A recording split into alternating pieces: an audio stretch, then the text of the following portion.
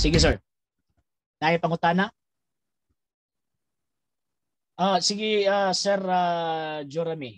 Akong ikuan sa Sara. I-unmute imong kuan sir. Imong naka-unmute na. Sige sir. Padayon. Ako lang pangutana kining sa kuan ba kay kusog man gud mo mo pag-argumento ning mga iglesia ni King Kong ba kining sa Genesis 1:26. Oo. Yes sir.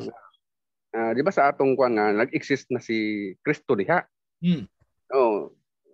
Ingon ang Ginoo nga buhaton nato ang tao ayon sa ating wangis. O, di ba? Mayon man ang mga iglesia ni King Kong nga wala pa kuno Kristo diha.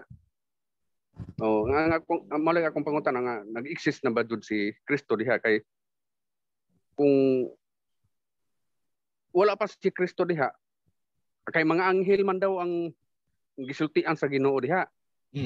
O sa ato pa kung moingon ang Ginoo nga mingingon man ang Ginoo nga buhaton nato ang tao ayon sa ating huwangis. Ibig sabihin ang mga tao doon na unta pa yung mga pako kay anghel man ka kunoy kauban ka istorya sa Ginoo. Okay. So mo ako ang tawag ining tubag sir. Number 1, bot-bot ng ilahang giingon nga anghel ang kauban sa Dios diya. Nga naman kay ang anghel dili creator.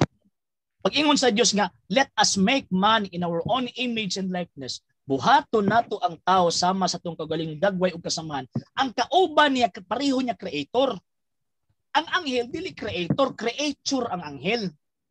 Binuhat ang anghel. So pag-ingon niya buhaton nato ang buti pasabot, kuan siya tawag ining 2 or more persons siya. So ang Dios mo bitaw sa tawag ng Hebrew is ang gigamit na term is Elohim. Ang L din ha is kanang EL, ang L is singular in form, singular in meaning. Pag Elohim, pag mo end ang noun og im, plural siya. So ang Elohim singular in form pero plural ang iyang meaning. Mabitaw nga ang giingon kung atun-awon ang Genesis, and God said.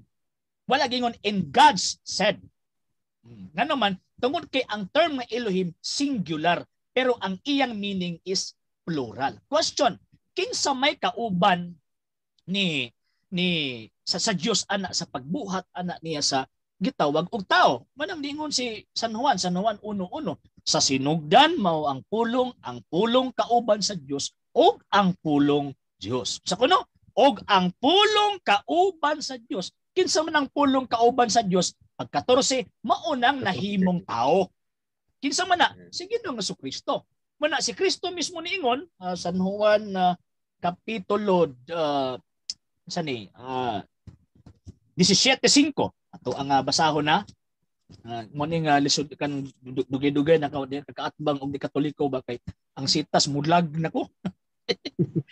Okay, 17:5 karon amahan pasidunggi ako diha sa imong pagpakiguban kanako sa dungog nga akong gihuptan uban kanimo sa wala pabuhata ang kalibutan. So naana ang tawag anang ang Kristo. So asa man ang Espiritu Santo? Ato nang iatras lang gamay sa verse 2 sa Genesis. Verse 2 niya, ang kalibutan walay hitsura og walay sulod. Ang kadagatan gitabunan sa kangit-ngit og ang Espiritu sa Dios naglihok ibabaw sa tubig. Kini dining Espiritu sa Dios dili ni siya kanang yun una-una sa mga siksing gipanghubak nga tawag ining kuan kining sana kining aktibong puwersa sa Dios dili. Ngano man tungod kay ang gigamit nga tawag ining kining article is a definite article, dili indefinite article. Unsa man tong definite article ito? Katong giingon nga og ang sa English is the. Og ang Espiritu sa Dios nagpasabot singular, nagrefer sa usa ka person.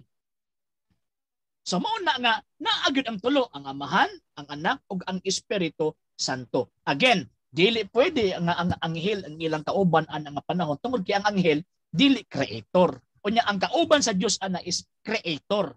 ang anghel dili creator, creature lang siya. So normal na sir nga ilahan nang i-deny ngano man kay di man gyud sila motuo nga si Kristo Dios. Ilahan uyunan nga na as Kristo anang panahon ni uyon sila implicitly nga si Kristo gitawag og Dios. Next question sir. Malagi akong argumento nila, akong tubag, kung dili na si Kristo, kung moingon mo kung anghel ang kauban ng Panginoong Diyos, dapat ang tao na ay mga pako kay ingon gud nga ayon sa ating wise, o di ba? Ang anghel na may mga pako. Mao. Okay. Salamat kay sa tawagan ng pangutana sir. Alang sa mga dugang videos and informations, just click like, subscribe, then click the notification bell for more updates.